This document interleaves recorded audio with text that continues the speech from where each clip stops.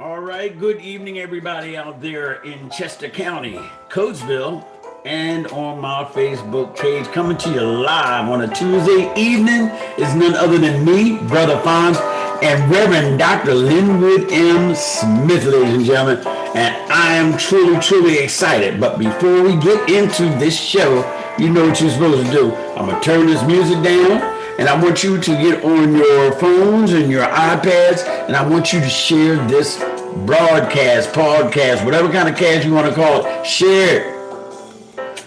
Now, I am so excited. Now, look, first of all, I want to get on here because I want to make sure that we meet and greet all of our viewers because Lord knows y'all got the most important persons that's going to be on here. So let me see who I got so far. We got Brother Steve Horsey over there, my neighbor, Steve Horsey. Hey, Steve, it is good to see you this evening, man.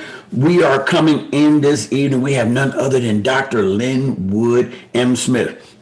Now, look, before we get into all that, you know, I get excited. I'm going to tell you the truth. Now, it's like I always be wanting these people's autographs and stuff because everybody that comes on here, man, is so knowledgeable and they just share just fantastic things that I think is great for the community. It's definitely great for me because I take something out of everybody that's on here, Linwood. I don't be playing.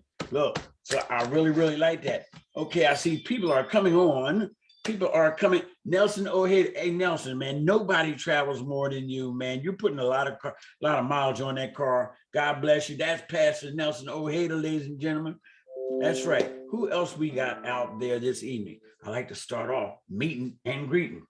And Nelson, thanks for sharing this video, man. I appreciate it. Hey, Steve Horsey, hit your share button. I don't think I've ever seen you share. You like to come on and listen and be all selfish and everything. No, you share that. I want y'all to share this video like some of y'all share rumors. Oh, not y'all, but I mean other people. You know how other people share rumors? I want y'all to share it like that. Hey, there goes Minister Pastor Darrell Perry coming on. You must have heard that Dr. Linwood's going to be on. He'll never be on my show. That's good, man. Whatever it takes to get you on. Sister Yvette Smith Calloway, top of the evening to y'all. We are going to have a great evening this evening. Now, look, I'm going to tell you the truth. Now, we got Dr. Linwood Smith on here, right?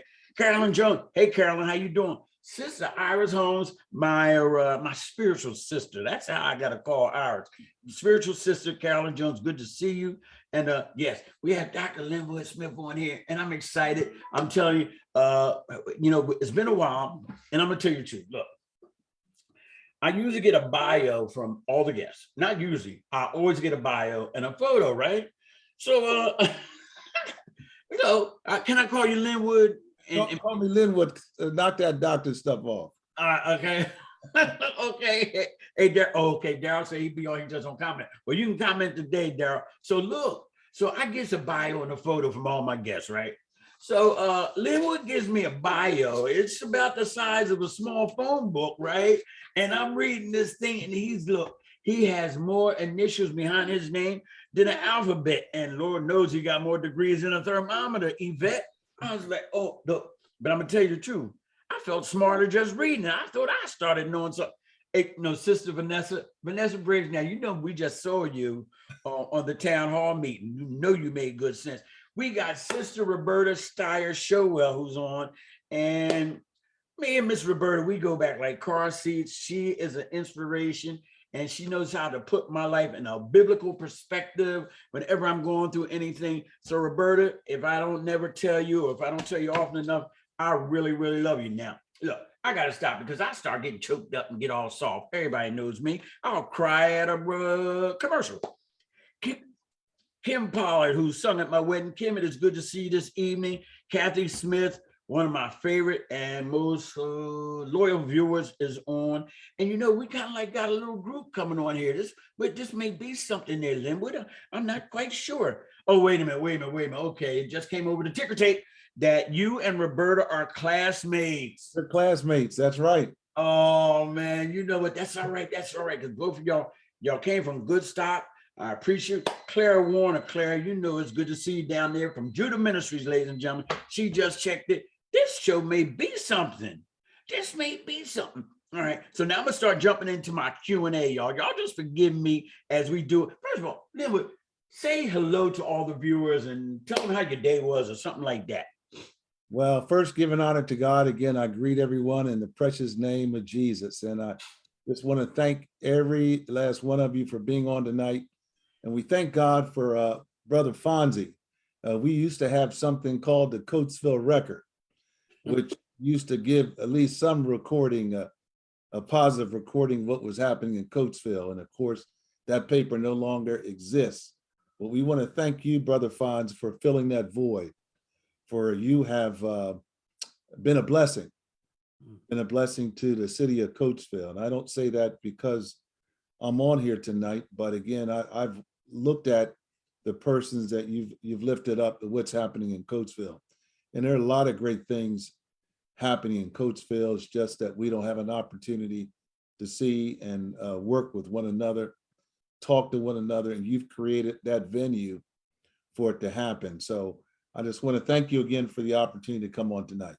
Hey, man, it is my pleasure. And this platform is all about making our city, our town, our world smaller, not bigger, but smaller to such an extent we can say hi to each other. We know how to tap into each other's resources, how we can pray for one another and all that good stuff. So now let me stop running my mouth. Wait a minute. Latadra Mosley just came in. Here goes a first-time viewer. Asaya Isabel Marie is the first time I've seen you straight out. Out in the open, Daria Turner, her and her husband, they just treat me so good. They make me want to get choked up and everything. Okay, wait a minute. Look, I'm gonna have to stop reading y'all stuff in a minute. Iris said, hi, Roberta. I send my love and condolences to your family. Yes, let's lift up Roberta's family in prayer as she will be funeralizing, if that's the word to use, her brother shortly, man. Frankie, good brother. Couldn't play no pinochle, but he was all right with me. I'm gonna tell you the truth. So now, Linwood, because I don't know much about you, let me ask you, where are you originally from? Well, let's see, I was born in Westchester, Pennsylvania, Chester County Hospital. Lived on Franklin Street for a short period of time. The last remembrance I have of Westchester, I was in a crib. And I'm not sure what was going on, but I turned around and I guess my parents didn't pull me out of the crib when I wanted to get out, but I was a little child. But quickly moved to the city of Coatesville, and I would say I was probably 6 years old, maybe 6 years old when we moved to Brandywine Homes, Coatesville. So I basically was raised in Coatesville. I did eventually move to Hayti Quad Village. That's okay. My good friend Roberta. We're Hayti folk. Folk, and raised in Coatesville. Worked basically most of my life in the Downingtown area school district. Worked in Westchester School District for a period of time, and Octavera for about a blink. But as you can see, I'm definitely not a world-renowned traveler. I guess call me a homebody. I don't know, man. With all them degrees, you traveled somewhere. You may not be national, but you real good locally. I'm telling you. Hey, look, Tion Holmes checked in. Well, you must be special. Tion don't never check in on my show. It is a beautiful thing. Donna Rowland is watching. You said you finally got in, Donna. I'm glad. Whatever difficulties you had, you know Donna. He's a classmate also. No. Red Raiders, 1973. So Donna, that's the reason why you would not accept any challenges or obstacles. You said you finally got in because you had somebody special on the line. That's okay. Sissy DeShield. Yeah, that's all right. Sharon, Sissy DeShield, you know Sharon DeShield. She said, hey, Linwood. All right. Roberta said, hey, Ty forever. Okay, now, do you have any brothers and sisters? Yes, I have 7. Whoa. One brother and 5 sisters. What? I have one sister deceased, Laurie. My oldest sister, her name is Lynn. Is Laurie, who passed on at an earlier age. Diane, Angie, Desiree, and Tyrone. You know Tyrone Smith? Oh, Lord, Tyrone Smith. I love that dude. He's part of MCDC. Are you kidding me? Man, he is blessing people unbeknownst to the people in the community. Let me tell you something. Now, I ain't going to take this part of the show, but yes, I am, just for a second. People usually look at the guy who talks the most, like me, and think I am doing great things. Well, let me tell you something. I am part of a group that's doing great things. And I'm telling you, be it not for Alan Tyrone, there's 44 homes that we are now rehabilitating at no cost to the owner because of Alan Tyrone Smith. Man, I look, now you got to listen to him because he's going to talk a long time because he know a lot. He does. Man, if you can sit through his conversation, he's full of knowledge. And now that I'm looking at y'all look like twins, and you got a lot of knowledge too. So we're gonna move on. Yeah, I know Alan Tyrone Smith. I love that dude. Okay, let me see. Jenny Livingston just checked in. He said Dr. Linwood Smith is a great man. Good friend. And Danita Nicole. Ooh, there's some first-time viewers coming on here. Yes. Donna said smarts run in the family. Hey, Donna, I'm serious. Now, I don't know if I didn't bring this. Also, she's a class. Oh, man. She's gung-ho, man. I'm telling you that. And she's really hyped on this NAACP thing. She sold me a ticket and everything. I was saying no. She said, oh, you're going to buy one. You're going to join. And I joined. I'm good. I'm glad for that. All right.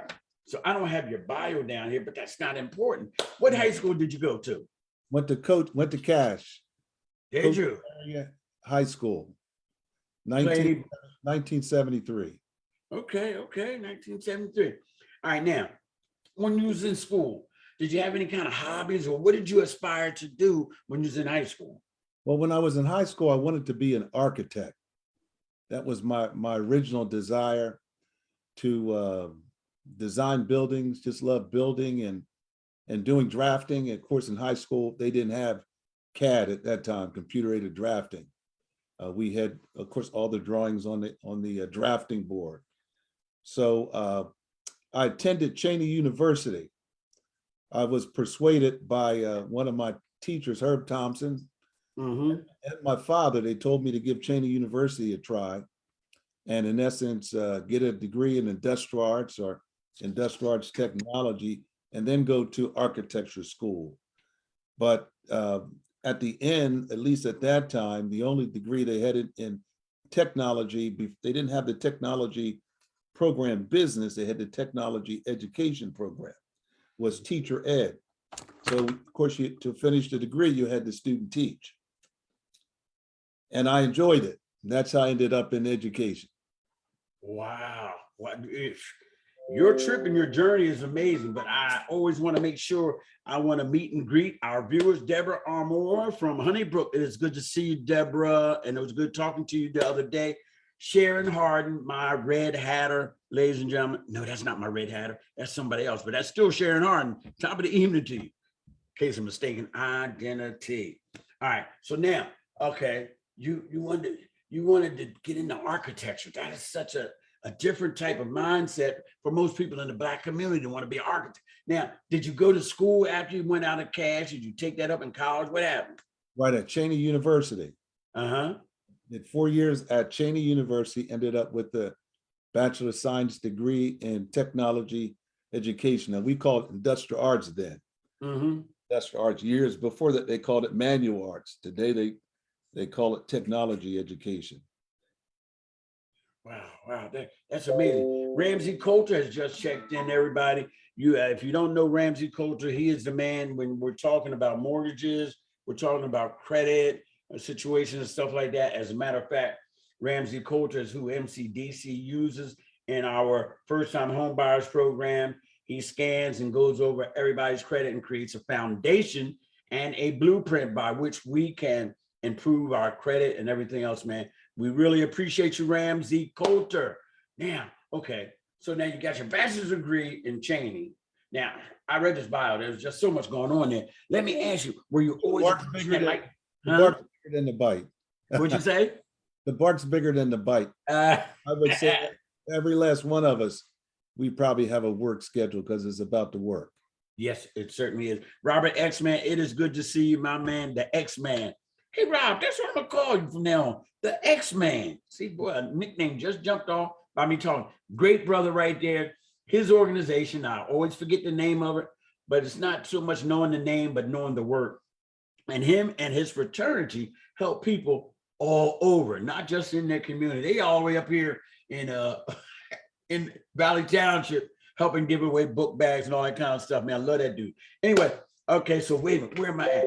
Did you always like studying and learning? I mean, is this just something, I mean, Well, in second grade, I was probably most likely to be thrown out of school. oh, In second grade, I had some challenges, and I had a great teacher named Viola McDonald mm-hmm. who loved our class. Our class is Rainbow Elementary. Maybe I wouldn't say we were troubled kids, but we were a little ornery. And I Challenging. would say a little challenge. I would say around seventh grade, although I always loved to learn. Mm-hmm. Love to learn and build things. In seventh grade, I began to really put the foot on the pedal, so to speak, and just focused on the books. And it was my mother really who pushed me, on my mother and father. My mom who told me I better get my act together. That's all Mm-hmm. it took. And it's through the family. A lot of our families, unfortunately, a lot of families, they may not have all the degrees, but let me tell you something.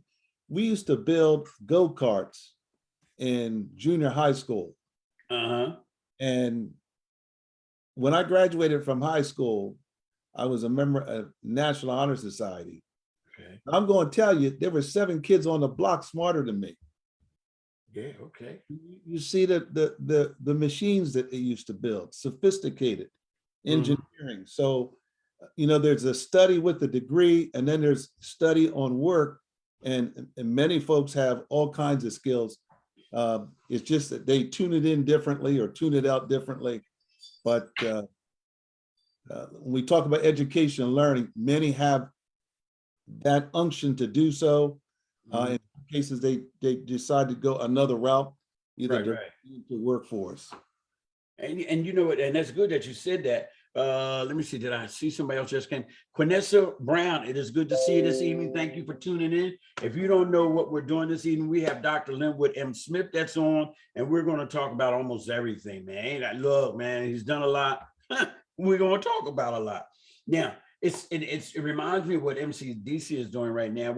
We're offering cash awards, not to just people that's doing the traditional educational piece, like going to college, but we're going to give cash awards to people that want to get into the trades or into a business. You know what I mean? Because like you say, there's different things that people like to get into, different skill sets. So I appreciate what you're saying. Now, I read where you've devoted a lot of your time to school, community, and church, man. Tell us a little bit about how you serve in these areas. Right. Well, in the school, I spent 32 years in the public school system, retired in 1979, working with the young people in Downingtown, some in Octorara, also in the Westchester area school district as an administrator.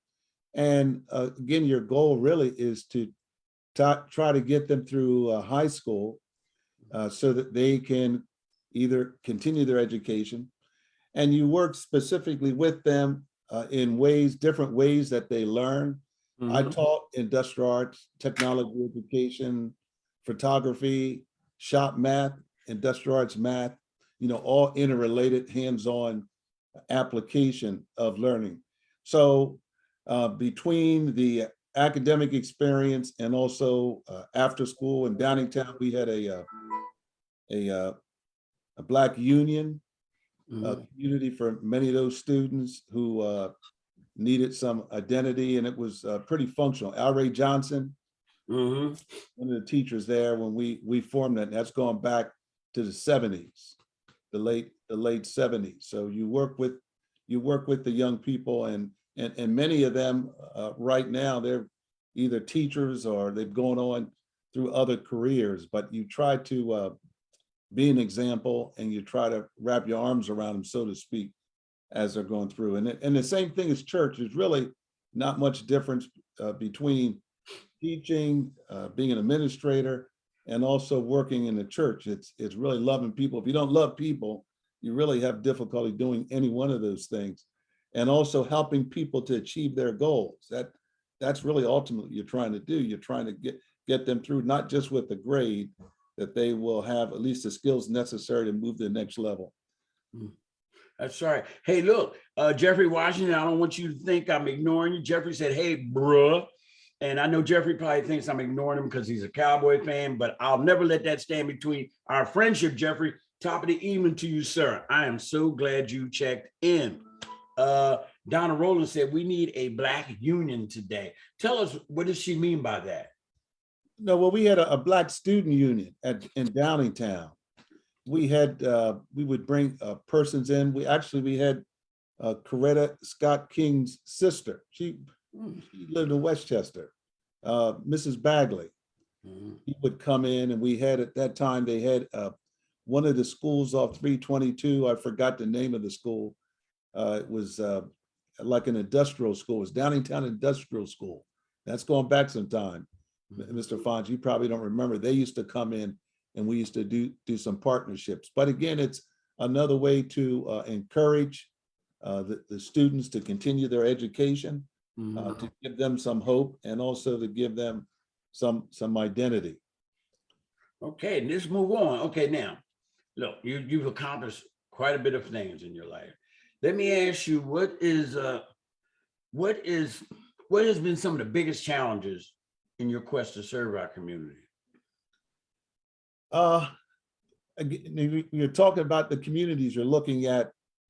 I live in Coatesville. I worked in Downingtown pretty much, and as a pastor, spent 11 years at Mount Zion African Methodist Episcopal Church. I would say probably one of the biggest challenges in communities, and it's not necessarily just Coatesville, is to get people to work together.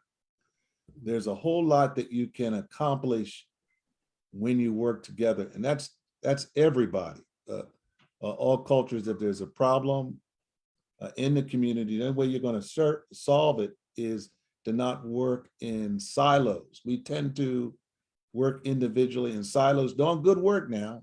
Don't get me wrong, it's good work, but I see that as a big challenge. Okay. Trying to get everyone on the same page to attack a problem or to come up with a solution.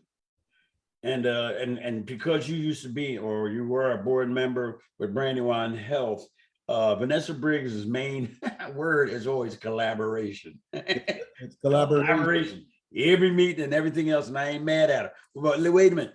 Tina Matson has checked in. Tina, I was wondering where you were at, Tina. Mayola Stevens. Now, I don't quite know who you are, Mayola, but I'm going to check you out. I'm just glad that you tuned in. Right now, we have Dr. Linwood M. Smith on the set, and he's broadening my knowledge already. Now, let me ask you. Now, here's what I was going to say. Is there one area of your education or community service that stands out the most for you, and why? That's a hard one, because that's a hard one. I know it is. I enjoyed every part. Brandywine Health Foundation board, I was on that for 9 years. And it's very important that we realize that we basically don't get any place by ourselves. Vanessa, she was instrumental in helping me put the study together, the role of clergy in promoting health and wellness. I would say the Brandywine Health Foundation, that was definitely a highlight for all of the organizations that it continued to serve, and also to focus on this whole piece of health equity. Good stuff. Had to go off camera for a minute, wipe my nose.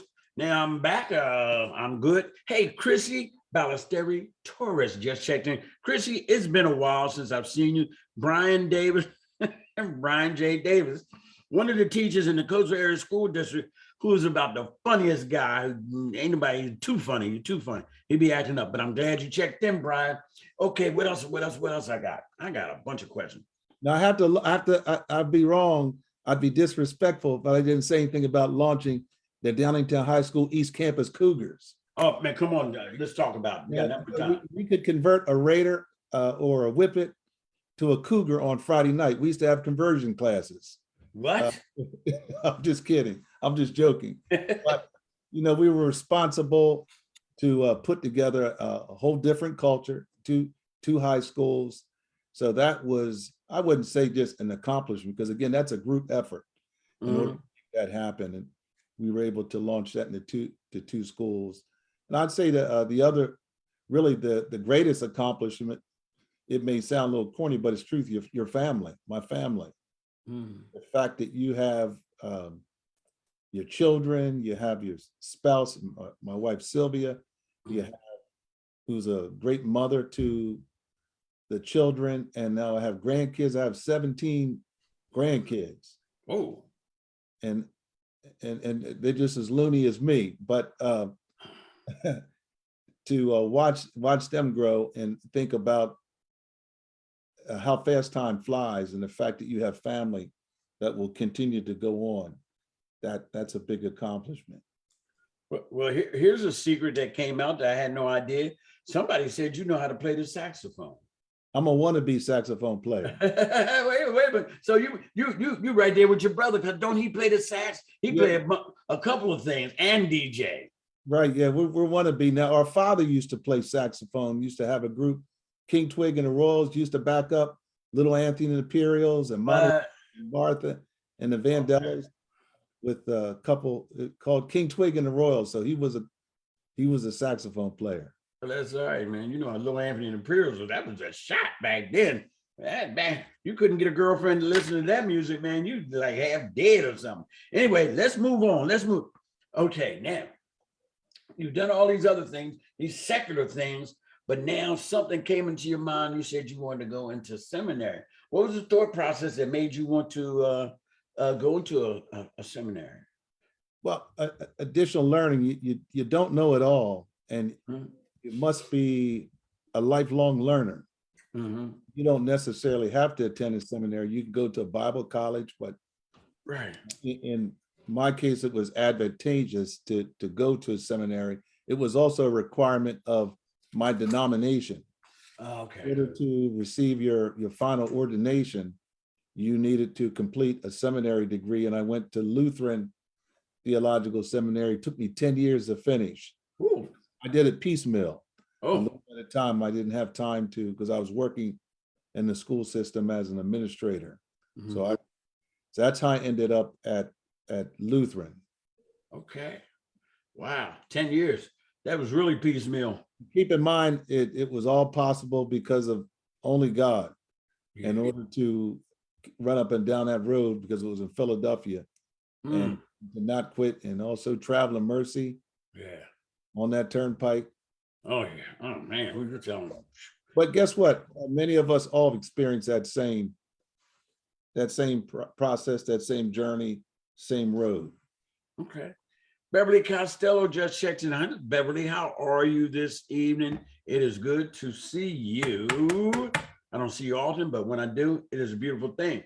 All right, now. Oh, wait a minute.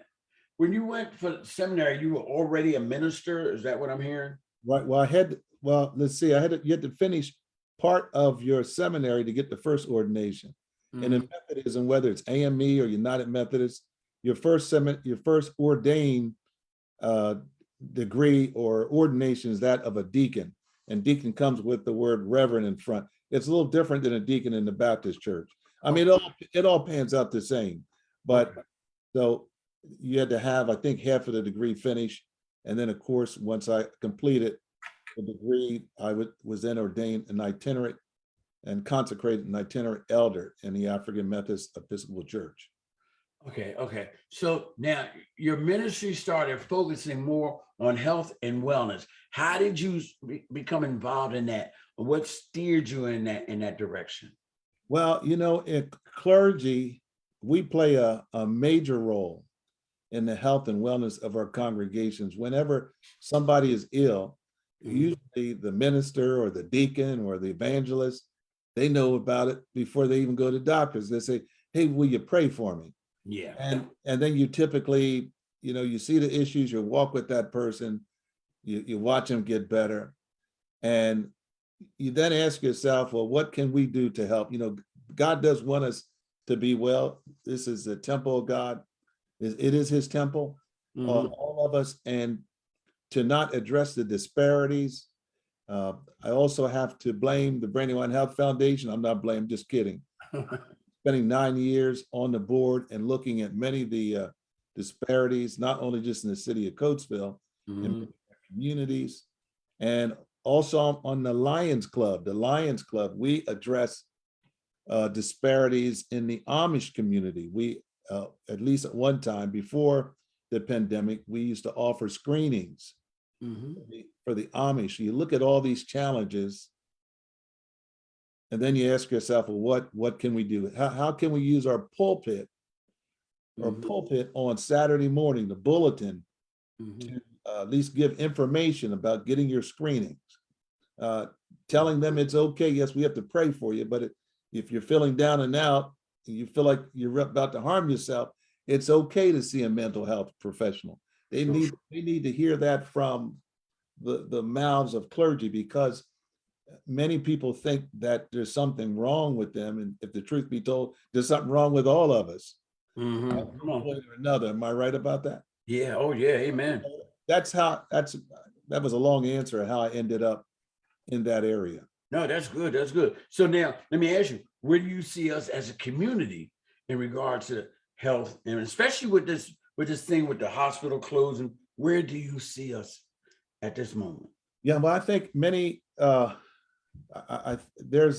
are efforts that are coming together. It's going to bring the community together to take a look at not just the city of Coatesville, but also in Jennersville, Yes. and look at the underserved community in Jennersville. And look at this in the ABC News Report, Channel 6, the Equity Report, in Chester County, in the Latino population, almost 25%, 24% are not insured, don't have health insurance. When you consider closing a hospital like Jennersville, a large population in southern Chester County, they would go to Jennersville for their healthcare services.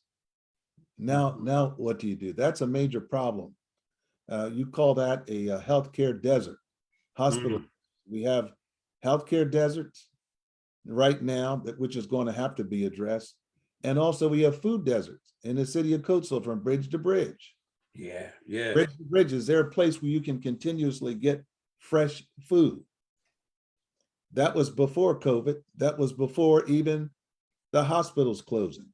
Mhm. So, we have a number of areas that we can address when you talk about the social determinants of health, which is education. It's our environment where we live.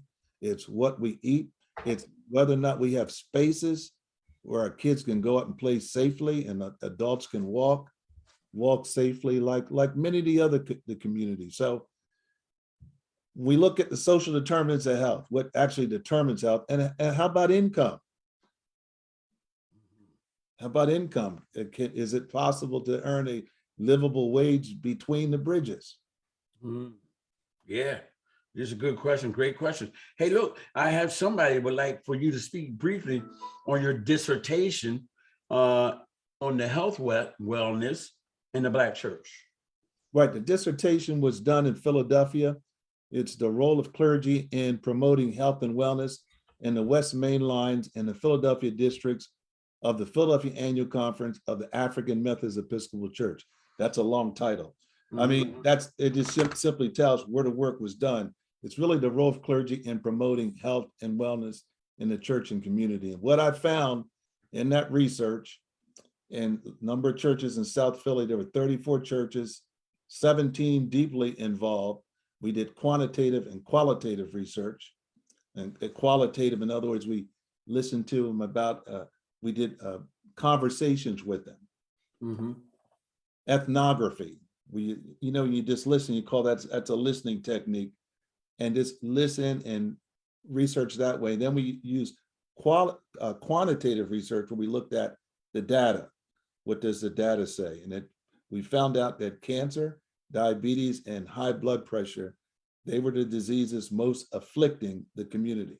That was in 2019. That research was done around, that actual survey was done around 2018. And Mhm. again, I give Vanessa Briggs a lot of credit, because she helped me put that tool together, which had to be approved by the Institutional Review Board. That just, again, it did a lot of gavel, but before you do any kind of research, it has to be approved by a government board. Mhm.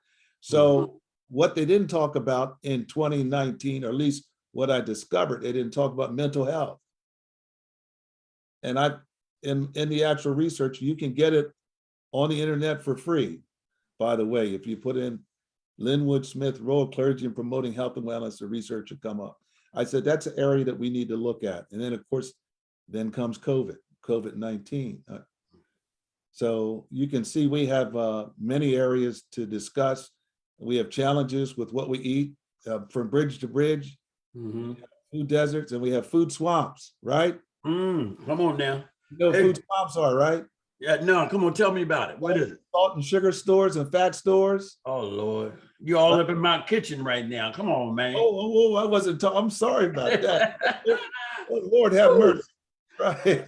But no, it's all right. No, wait, it's okay to have some of that. But if you're just having just those kinds of stores and you don't have a variety where people can get fresh vegetables continuously.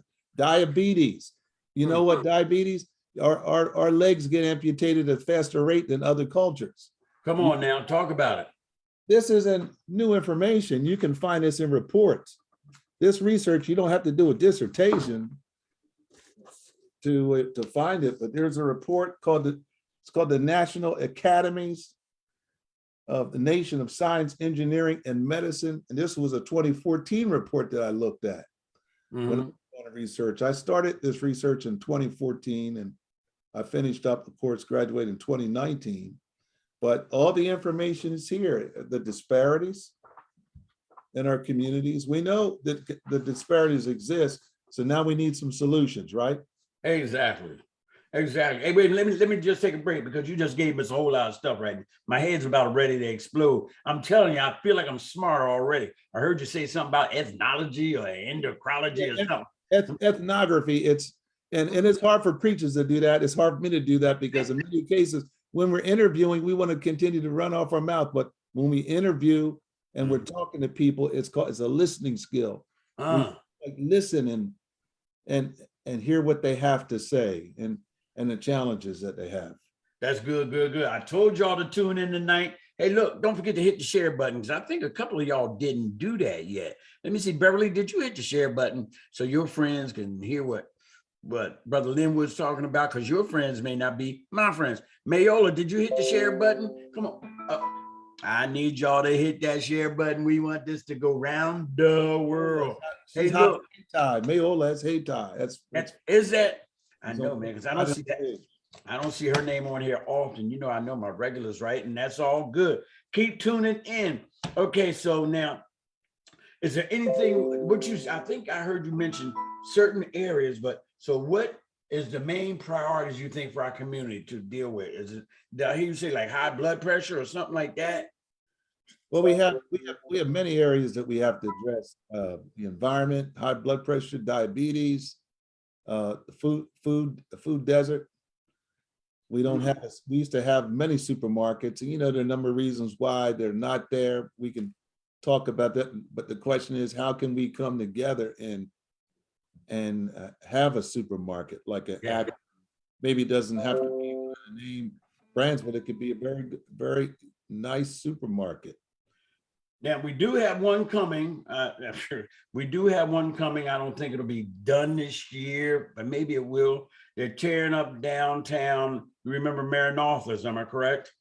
So they're going through there. That's supposed to be the letter C, supermarkets or something real popular. They got a couple of hundred of those supermarkets in New York. So that's coming to Coatesville. That's a little bit better than nothing. Kay Jordan Martin has just checked in, the lasagna lady. It's good to see you. And Mayola Stevens said, yes. Hey, Ty. She's screaming out corners and everything. Yeah, hey, Ty, what's up? So, Mayola, it is good to see you. Yeah, let me see what else I got. So we already know about that. So what is the best way you think to rectify the disparities that we have in our community? Well, I think we have to come together first. We have to figure out how to do that. How to come together. For example, right now in the city of Coatesville, not just the city of Coatesville, we're figuring out ways of getting the vaccine out and booster shots. And it's great to have an NAACP. I'm a member of the NAACP also, and we were going to have a vaccination on MLK Day. We moved it to February 24th. So that's good to have the small events, but we have to figure out how can we have some kind of, not necessarily healthcare system, because we don't want to try to run healthcare. That's not our responsibility, but to promote healthcare. And when we have challenges like what's happening with this virus that we have, how can we have a service for them, or services, if you will, on a continuous basis, and come together to attack that problems? That's our churches, our civic organizations, along with government. And I talked about 8 strategies that and don't forget, there's nothing new under the sun. So I'm not going to try to wake up and say what I discovered. It's just, I'm just like the little newspaper boy saying, extra, extra, read all about it. You know, you read the lit reviews and you do the research and you say, yep, this is what you hear. But collaboration, that's why you heard Vanessa, she talks about collaboration. Collaboration. We need a lot of collaborations. No more I's. It has to be we. Uh-huh. And if we can come together that way, there's the NAACP. I'm a member of the NAACP, and we're working on some things also. There's a religious affairs organization, which I think is beautiful, and trying to bring all of the houses of faith together. And also realizing this, because my house of faith might be, in the name of Jesus, but there's another house of faith that's doing good work out there, and we need to work along with them also. Right. So true. So true. Donna Rowland said February 21st. I think you may have said February 24th on something. Okay, you're right. Yeah. I'm glad she corrected me. Yeah, and that's good because February 24th is my birthday, so y'all can still come celebrate me. No. My birthday. Huh? 26 is my birthday. All right. Okay. We all in the same week, same neighborhood and everything. All right. Now, are there any common medical myths out there that we should be made aware of? Medical myths, any of them? 1, 2, what do you think? We you know what's going on with the vaccine and people being hesitant of taking the vaccine. The other myth has to do with, I'm going to say, maybe primary care physicians. They're very important to us. There's a certain segment of our population that they don't like going to the doctors. You know, they figure if I don't know, then I don't know.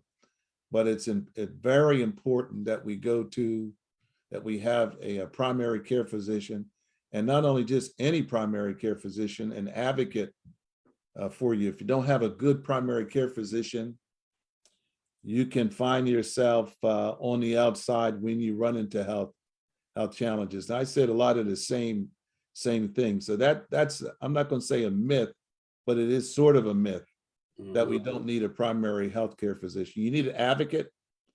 You need to be your own advocate, and you need a good primary healthcare physician. Good. All right. Now, are you in any talks right now with any organizations and regarding this crisis with the hospitals closing? And if you are, what's going on? Are any solutions, or can you give us some insight on what the talks are surrounding? Well, the only thing I will tell you is that when the necessary individuals who are designated to talk about those things, that information will come out. Again, you know, they're working with a number of people in Coatesville, in various aspects of Coatesville, and institutions, religion and civic, in the medical fields, and they're coming together, and they're going to address it. So it's going to be addressed. Good. All right. So what's next for Reverend Dr. Linwood M. Smith? What's on the horizon, man? No, it's just, well, my new pulpit is going out and talking to people about the role that they play in promoting health and wellness, and constantly doing. When I finished this dissertation in 2019, my supervisor told me, he said, Linwood, you need to go out and tell everybody about this. Not necessarily initiate health and wellness programs, but talk to them about the strategies. Example, when clergy is involved, usually health initiatives are more effective because people are more trusting of clergy. Even sometimes as jacked up as we are, they still trust, clergy. And there are just many areas of improvement. We see the people at least once a week. It should be at least 2 times a week if you're going Bible study. I don't know, but Heard that. but right, but we have a captive audience. Yeah. Captive audience. So you use that captive audience to promote health and to remind them that, yes, it's Heart Month in February, to get your screenings and so forth. October, that it's breast cancer awareness month. And there are just many benefits to clergy getting involved. In the dissertation, I listed the reasons. I'm not going to go through all that information. It's embedded in the report.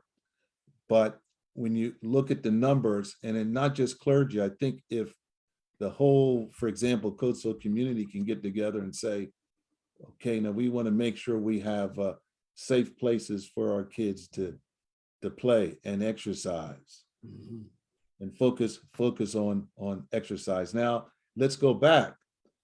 We're talking about what can we do. We also need to work on the laws that give communities bad deals, where the same water that they bathe from, that they drink in it also. Oh my goodness. Like what's happening in Michigan. Right.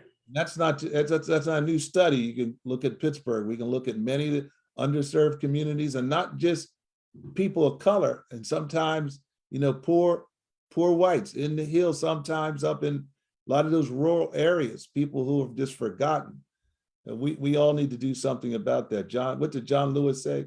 In so many words, if you see something that's not right, doesn't look right, I'll just add this, and doesn't smell right, you need to do something about it. I don't care who they are. I don't care who the church is, whether they go to church, not go to church, what the sexual orientation is or no orientation. If they're one of God's children, that is our responsibility to make sure that they have health care, that they have a safe environment, that they have an opportunity to get a job that will, how can I word it?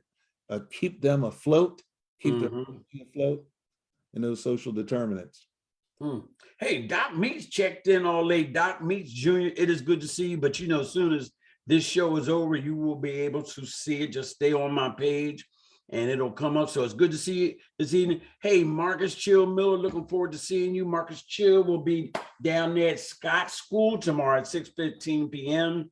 He's a volunteer, he's a coach and everything. And we are having a Winter League basketball thing for the children from kindergarten to 6th grade. And tomorrow is the kickoff day. Everybody will be getting their shirts at 6:15 p.m. I'm so excited to be down there. It's being sponsored by Brandon Jack's Hoop Dreams Foundation. My organization, I always call it mine because I always want to be possessive. That's the Movement Community Development Corporation, and also Second Century. So look, come on down and cheer the kids, even if they ain't your kids. Come on down and cheer them, make the kids feel like something while they real young. So it won't never depart from them when they grow older. It doesn't. I'm something, and I'm somebody, and I'm special, and we're gonna make them feel special because ain't nobody playing with y'all. Now, I got 2 more things. My first thing is a question, and the second thing will be a parting comments from Linwood. So now, Linwood, tell us about how your relationship with God. Oh, somebody had a question. I'll get to it later. How has your relationship with God helped you on this journey? And it's been one heck of a journey you've been on. Well, I was sinking deep in sin, far from a peaceful shore. Come on now, come on. Same with you. Seeking to rise no more, but the master of the seas. Come on now. Okay, I'll stop right there. Oh man. God lifted me when nobody else could help. We have a God who will lift us when nobody else can help. Yeah. I mean, and everybody turns their back on you. When uh, I believe that mental health is going through the roof for many reasons. Now, of course, I'm not one to say I know exactly what, or I know what God's doing. Sometimes we need to just stop that. Yeah, because we don't know. We know that God is God and he knows what he's doing. We can say that he knows what he's doing. Yeah. But but I will say this, we eliminated God. We don't see church as useful as it used to be. Church or your house of faith was some place where you could go and get some hope. Yeah. And here's something good. Yeah.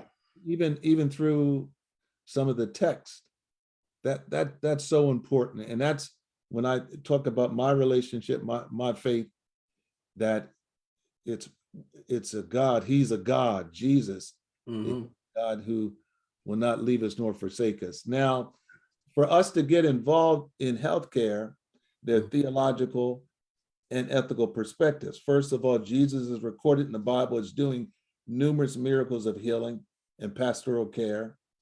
And also there's a call to action by Jesus in his conversation of wellness and deeds of healing others.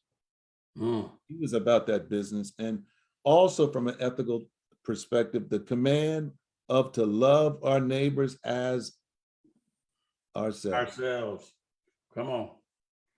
Man, you gonna mess around and make me drop a tithe and an offering in my computer. No. Well, what? Now, okay, now I'm going to pass the tray around in a second.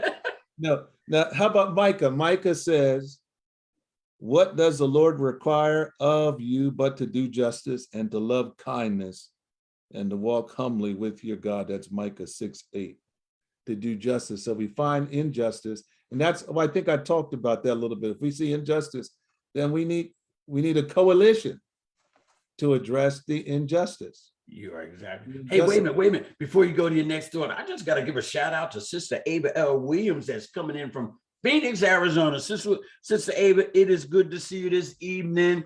I got the Reverend Dr. Linwood M. Smith, ladies and gentlemen. He is on here, and we're having something's going on here, and I'm enjoying every minute of it. And it's been educational, inspirational, and all that stuff. So let me turn this right back on to the Rev. Come on, talk to me, man. Right. So now also another parting thing, if for all of us that we can use to help us, it's called SEER, SEER. SEER. It's acronym for sleep right, eat right, exercise right, and rest right.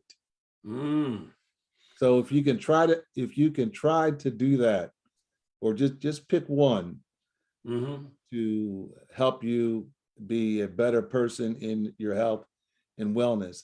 And also one other thought, the West African tradition in us, the Akan or Akon, however you want to say it, religion, that they were always concerned with the community and looking out for one another. And that's in our DNA from West Africa. And many of the philosophers, if you go to any school of philosophy, they will tell you that much of the philosophy was built from the philosophy of West Africa. There's another concept by a gentleman named Robert Putnam, and he comes up with a concept called social capital. And social capital is nothing more than communities working together and making sure that everyone is well. And when you look at COVID-19 and some of the research, those communities that really work together, there were less COVID-19 deaths, less illness, because they were looking out for one another. And you can interpret that. I mean, we don't want to start a barnstormer, whether you're getting the shot or wearing masks or having some kind of block captain to make sure everyone's well on your block. They look out everyone. That's every culture, everybody on the block. So social capital, going back to really our roots. Okay, now before we go, here's one question. Jenny would like to know, do we have access to your report/dissertation? Oh yes, it's free. You can go right on the internet and get it. I purposely made it that way. If you go on The link I could send you, but if you type in Linwood Smith, and ProQuest is my publisher. ProQuest is my publisher. And if you type in the role of clergy in promoting health and wellness, put in those keywords, it'll come right up. So let me ask you, I got one question. I keep saying one more thing before we close. Is there a way, if somebody had questions for you, is there a way that a person or a viewer could contact you and ask you about something they heard tonight or anything like that? Yes, I'll give them my email address. It's it's all lowercase, L as in Linwood. I guess you probably put that in the chat. LSMITH, all lowercase. Wait a minute, you said LMITH? No, L as in Linwood, and then Smith, SMITH. Oh, that's right. And then REV as in Rev. So Gotcha. LSMITH, Rev at gmail.com. Okay, I'm putting it in there, ladies and gentlemen, because I know there's a couple of words he said that y'all really don't know what it meant. So this will give you an opportunity to get up close and personal and ask him, what did you mean by that? We had Adrian checked in all late. Hey, Adrian, it's good to see you, but you'll be able to see this on the repost. Hey, look, I'm going to shut it down when my stomach starts growling. That means it's time for me to end the show. That's using my alarm clock. First, I want to thank you, man, for allowing me just to come into wherever I'm at. I see you got a globe over there. I haven't seen that in 100 years. It's a beautiful thing, man. I appreciate you letting me just sit down and talk with you, man. And it's so enlightening. It really is. And of course, this podcast, videocast, whatever you want to call it, is going to be shared. Is being shared right now. I'm going to put it on our YouTube. I'll send you a link, and maybe we can get the chance to do this again. What you think? Absolutely. I would appreciate it. Yeah, man. Like whenever you get some updates on some stuff that can help us, via mental and health and all that, man, we need to hear it. Don Rowland, stop playing. She's talking about I had to go get a dictionary. It's like when I listen to my pastor every now and then, which I'm kind of glad, because he says some words I don't know. That means I have to go study and find out what he's talking about. You know what I mean? We can get lazy sometimes. Hey, look, I got to let it go. I appreciate you. I thank you. I'm going to just say God bless you, man, and all your endeavors. And Coachville, I want y'all to know that if nobody told you that they love you today, man, I personally am infatuated with you. God loved me and he told me to love y'all. So that's what I'm going to do. Hey, look, so I want y'all to remember that Coachville is rising. I want you to have a good night and peace out. Dr. Linwood, talk to you later, man. Thank you there, Brother Fonz. Thank you. God bless you. God bless you all. Peace out. Bam. I'm out of here. Take care. Thank you.